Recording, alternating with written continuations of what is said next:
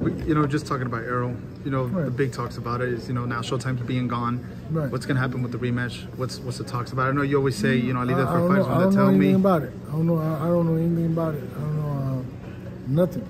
Not even a hint of maybe going to, you know, the rematch at 154. Oh, I mean that part. I mean, I'm sure they already, you know, they already signed that or whatever. But I don't know anything about that either. But I just know what they talk about. At 154, what can we expect from Spence? You know, facing Crawford. You'll see him. You know, he won't be so drained. He won't be so depleted or whatever. I mean, you'll see. You know, that wasn't the issue. You know what I'm saying? Crawford fought a good fight. He had a great game plan, right? And so give it to him by his coach. So it's not like, I mean, you know, he was the better guy that day. And even going back to the fight that you're mentioning with Charlo and Canelo, do you feel like maybe if Charlo probably had like maybe another fight or two fights at 168, we could have expected a different outcome when he faced Canelo? I mean, I don't know. I think that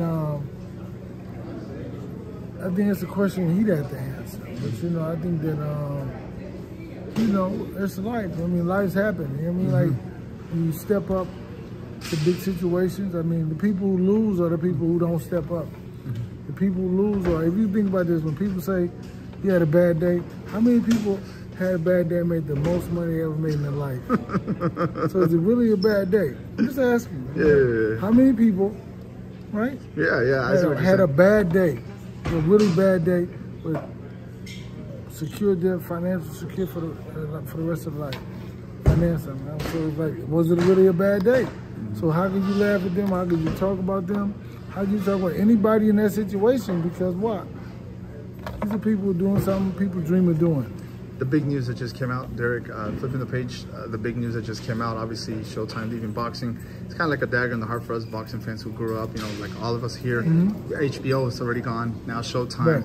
Now, what do you think caused all that? Or where's Showtime, where's it going to go from now, PBC? What do you think? What's your overall thoughts on that? I don't know, man. I'm not, cause if I don't get into the contracts, I definitely don't get into that. But I mean, like, you know, Stephen Espinosa's a good friend of mine. We had dinner like right the day after Jamel's fight. I mean, it was 2 days after. It was the night after Jamel's fight. So, I mean, we spent time together, but we never talk about business. We never talk about stuff like that, man. I mean, you know, it's like, I didn't even know until, because I heard speculation of it, but I'm not going to go to somebody and say what I heard. I'm just going to, whatever. If he want me to know, he'll tell me. So, you know, but yeah, I don't know. Derrick, and then I guess there was reports that you and Anthony Joshua is going to maybe look at Ben Davison or something. Yeah, what could you tell us about that, man? Hey, man. You went 2-0. You finished undefeated with him, if that's your last fight. Hey, man, you know, people start all these rumors or whatever. I'm not going to even, it's like, it's stupid. So that's just some rumor. That's not even. I mean, put like this. I saw somebody report on it, right? And I was like, okay, well, I mean, I know the person who was reporting on it. If they really wanted to know, they could have just called me and asked me, but I think it's better for him or them to report something that's not true than to, because then it's like, we get paid in clicks or whatever. I think that's what it is. So it's better for them to report something not true and never have to apologize, oh, I was wrong. Right. Say whatever, so report it. Because if they wanted to know, if they really wanted to know about it, then they could have just asked me. Are you and AJ still working together then? Hey man, come on, man. I'm trying to get the bottom line, so there's no more speculation. You know. I mean, you know, I'm not gonna even, because it's like this. What's funny about it is it doesn't even need to be talked about, because somebody, I don't know, people like this. People made up the Frank Martin. First they made up Errol. Then they made up Frank, and that's AJ. Right. So tomorrow's gonna be Ryan, obviously, whatever. So I think it's like, leave me out in the cold, man. I mean, you know what? I mean, I don't know what to say. You know? I don't know if you saw the video that Deontay Wilder posted up saying that he accepted Anthony Joshua's call for a fight in December if possible. And what is it that you think about that matchup of well, you know what? You know what? I talked to AJ yesterday. I really did, to be honest. And the day before that. He was in Texas for the, you know, he was at the big, the Formula 1 thing. Well, it doesn't sound like he's not being trained by you anymore still, then. If he's still talking to you every day. I talked to him yesterday. So, how do you think the Wilder would fight go? That would be your third fight together? I mean, he's a good fighter, man. He's a guy who's he has a lot of power, big puncher. But it's neither here nor there, because I don't know about him. Remember, I don't train him anymore. He left me. Why would I be telling you? It's Ben Davis' problem. It's not my problem. Go ask Ben Davis these crazy questions. Hey, man. Yeah, but really, no. It's crazy, but people gonna speculate. They're gonna do whatever, I just, nothing I can do about it. But this is what it is. It's not that they want. It's not that these fighters are leaving me. It's that people want these fighters to leave me. That's what the narrative. Yeah, and if you think about it, like they said, how did he win trainer here? How the fuck did he not? Hey, how did he not? I just said, last 8 years at a champ, 7 years at 2 champs, last 4 years only trainer in the world of how many 8 billion people to have 2 unified champs, and then one guy become undisputed, one guy. So like, what are they talking about? What would you think of Big Mel getting back to 54, fighting Tim Tszyu? Kind of, probably in your eyes, there's nothing to redeem, but with the boxing public or whatnot, redeeming himself, beating Tim Tszyu. I think he has to. I think it's all for himself. You know what I'm saying? So not so much about redeeming for everybody else, because you can't live for the other people. Right. But I think at the same time, if he wants to do it for himself, it's on him. If you don't care about Tim Tszyu, you don't care about Tim Tszyu. But if he wants to, go get it. From what you saw in Tszyu's last fight, did you think to yourself, Mel could still be? You don't watch boxing. This is what happens. So this is a misconception. I watch the people that we fight, and I watch the big fights. So if he's not fighting a big fight, I may not watch it. I may not see it. But I saw like maybe a little bit of Tony Harrison, I walked in right when he knocked him out.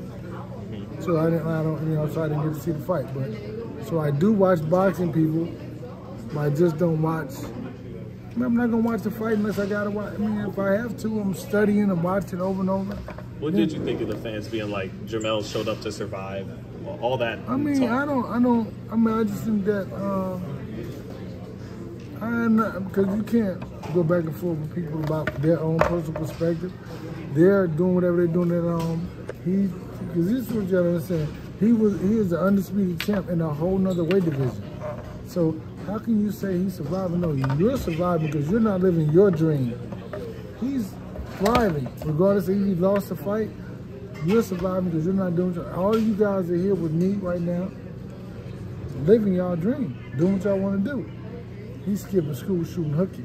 I'm gonna have to blur that out. but at the same time, it's like, he's living his dream, even though he came short of something. I'm keeping real with you. Hey, I ain't even look at it like that. But he's living his dream. So if that guy's not doing what he needs to be doing, that's on him. I feel like some of this is that Buddhism, that even-keeled Zen-like. Yeah, like Phil Jackson, you got some Zen master. I'm 51 years old, man. Do you think I really care what somebody said about me on the internet? Internet is not really real. It's true. And everybody I see, I interact with, and show me number love. Because it's like when like somebody said something really bad about me, right? And one of my boys read it. And he said, the funny thing about it, if they really knew you, they wouldn't even say nothing like that about you. If they really, really knew you, because if I'm not in a boxing gym, I'm with my nonprofit with the kids, doing this and doing that, and taking care of families and feeding people. And so you talk about me, you talking about yourself, because that's all I care about. How many people you feeding? Listen, how many? If you think about this, in the last, we had about 11, 12 fights together, right? Errol was champ, defended the belt for how long? So we basically been holding it down for the sport. 15, 16, what? Say you had like 18, 19 world championship bouts in the past 8 to 10 years. Come on, man. Is that your co-trainer with Ryan now? Sean Garcia? No, man. Yeah. No. He got problems. Yeah. But no, man, so not really. But it's like, so we've been holding it down. So how do you get So when people say, how is he trainer of the year? Think about the asinine question. You got 2 fighters fighting for the undisputed championship of the world. They just didn't pull those out of the hat and say, well, you gonna choose this guy? No, it was like, come on, man. They had to work to get to where they were. And Emmanuel Stewart he lost fights. Buddy McGirt, Custom, like all the greats. All of them you don't win every single time. Freddie Roach, right? I mean, everybody loses. But I think that in this day and time, hey, it's, you blow somebody up. In their mind, they think that like you say, like they blow you up to be big. And then, like I said, I did it though. It wasn't anything. We worked. The work did it to get to a particular point. Yeah. Derrick, last one for me before you put me on the spot again. Let me ask you. We're talking about Terence Crawford, and he's been very outspoken. Give me your thoughts about him, calling out Canelo or wanting that fight versus Canelo, and even saying or hearing that he would go to 168. What's your thoughts on that fight? Is that reality? Like, it's my first time hearing it. I mean, I don't know anything about it. I have no thoughts about it. I think that he can do what he want to do. I mean, I think that if people didn't think that Jamel would try, Jamel tried. I mean, or they wouldn't even think that Canelo did it, he did it. So I think that you just gotta believe in the individuals. You know what I mean? Like, if he think he can do it, he can do it. I don't have a thought about it because I'm not even on the internet. Only time I'm posting is posting my kids, man, my events I'm doing in the community. That's all I'm talking about. So talk about me then. Did anything impress you more than you thought with Crawford after going up against him? I mean, he was what I thought he was. I mean, it wasn't him. It was Errol.